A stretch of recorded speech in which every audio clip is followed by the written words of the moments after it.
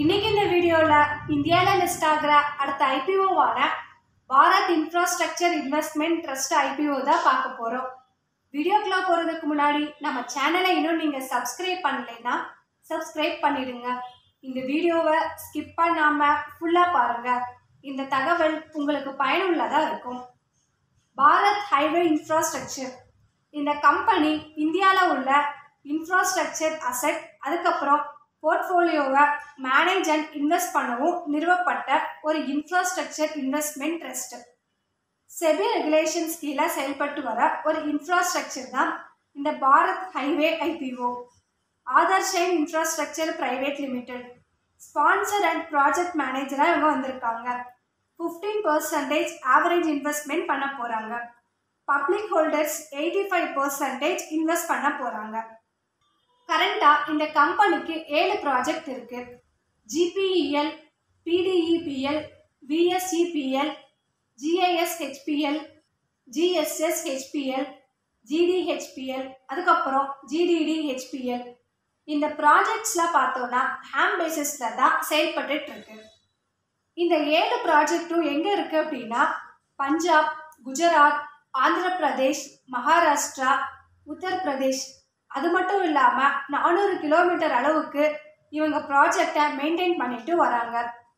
அதில் கவர்மெண்ட் கொடுக்குற subsidiary and amount மூலமாக ப்ராஃபிட் மார்ஜின் பார்த்துட்டு இருக்காங்க. NHAI இது கீழே தான் இந்த ரோட்ஸை ஆப்ரேட் அண்ட் மெயின்டைன் பண்ணிட்டு இருக்காங்க. இந்த கம்பெனி செபி இன்விட் ரூல்ஸு கீழே வராங்க. அதாவது 80%க்கு மேலே இவங்க இன்வெஸ்ட் பண்ணுற அசெட் வந்து கம்ப்ளீட்டடாக வந்திருக்கணும்.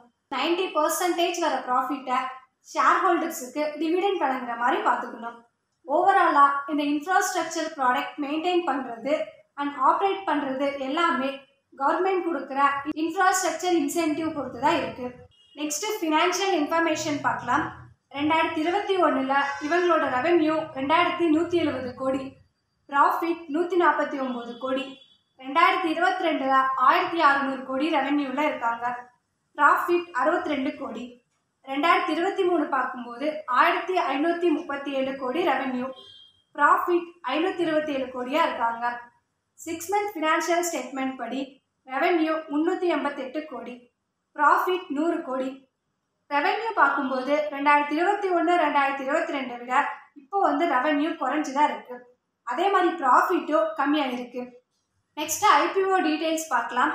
ஐபிஓ ஓப்பன் ஆகிற டேட் February 28, க்ளோஸ் ஆகிற டேட் March 1. ப்ரைஸ் பார்த்தோன்னா 98 to 100 rupees per share. Lot size 150 shares. Total issue size 2500 crore. Fresh issue 2500 crore. Listing at NSE and BSE. அடுத்து இவங்களோட ஐபிஓ டைம்லைன். அலாட்மெண்ட் ஆகிற date March 4, refund March 5. இந்த share உங்கள் demat அக்கௌண்ட்டில் credit ஆகிற date March 5. List ஆகிற date பார்த்தோம்னா March 6 கொடுத்துருக்காங்க.